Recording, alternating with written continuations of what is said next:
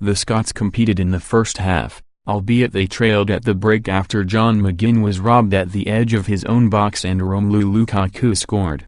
But they collapsed after the interval. Eden Hazard lashed and before Michy Batshuayi added two more, both after the Scots gave away the ball. It was Scotland's biggest home defeat since England won 5-0 in February 1973. McLeish's side began their Nations League campaign on Monday, with early group leaders Albania visiting Hampden after they beat Israel 1-0.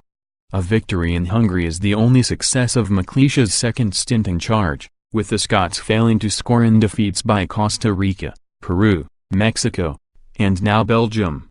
Delusional McLeish and a collective death wish. Belgium took a little while to catch Scotland with the first of the howitzer blows, but when the first one landed there was a certainty of more. Many more. The Belgians, with Hazard lording it over all others, are good enough to unpick most defenses, but when those defenses have a death wish, as Scotland had, then a rout is guaranteed.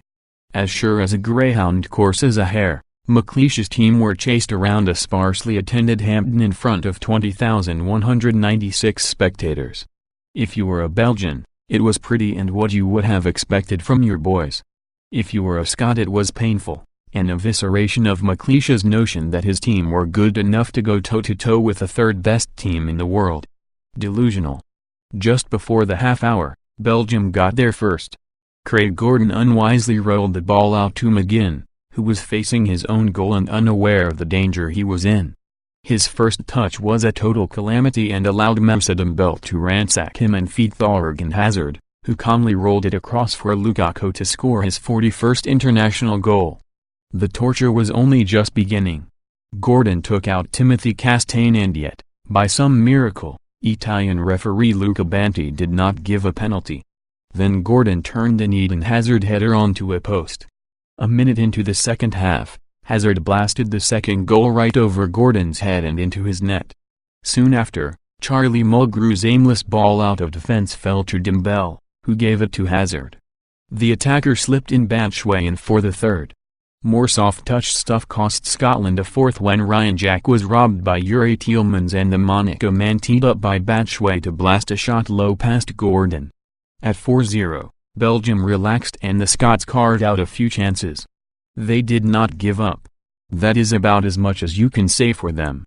McLeish has psychological job to do. Analysis that Scotland got annihilated by the Belgians is not a surprise. They are not the first side to suffer at the hands of Roberto Martinez's team and they will not be the last. There is a very legitimate question to ask about why the Scottish Football Association offered up the national team as lambs to the slaughter against such a lethal team just a few days before their opening Nations League fixture, but the damage has been done. It is too late to bemoan that. What is relevant now is the impact all of this might have on the confidence of the team before the arrival of Albania.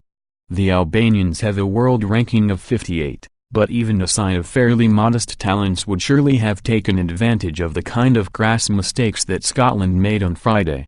McLeish could have done without this match against a formidable opponent. It has done nothing but damage. The Scotland manager does not just have a tactical game plan to put together before Monday.